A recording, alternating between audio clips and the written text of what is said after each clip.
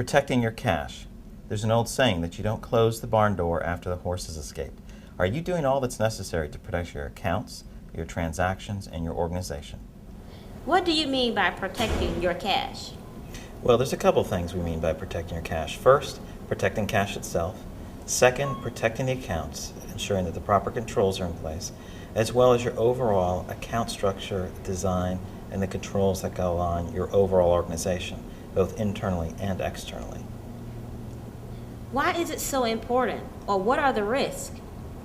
Well, that's a great question, and a great answer requires that we explain what those risks are. Why is it so important?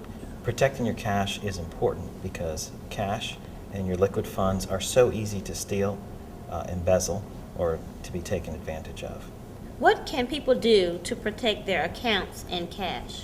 Well, first off, setting up a simplified banking account structure is one of the first steps that can be done. Second, ensuring clear visibility to all the accounts and all the transactions. Also, organizations need to establish the right services that protect both transactions, accounts, and the overall funds of the group. And finally, and perhaps most importantly, is to run an internal self-audit of your banking accounts, your financial accounts, on a regular basis to ensure that your controls are tight and that they're working.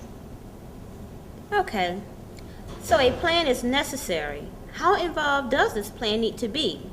Does it vary by organization size?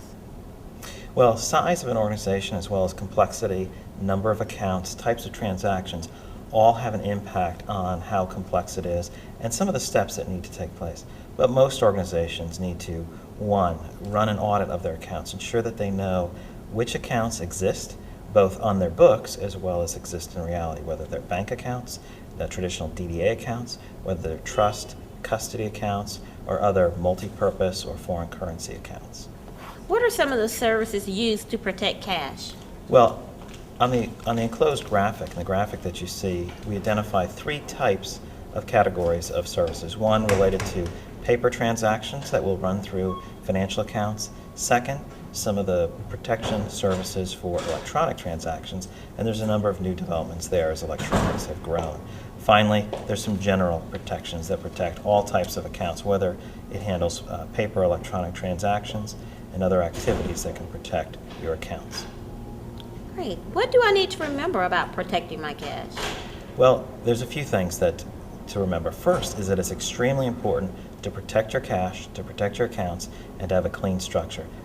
Being a little less efficient in a business process might be acceptable, but it's never acceptable to lose cash or to have an attack on your account. Finally, you must have a clear plan to protect your bank accounts.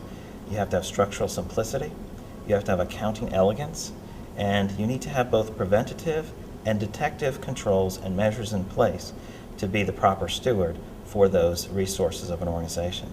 Finally, it's important to stay current on those developments. You should be attending or having someone in your group attend treasury forums, stay current with the readings, and be in close communication with your bankers on these matters.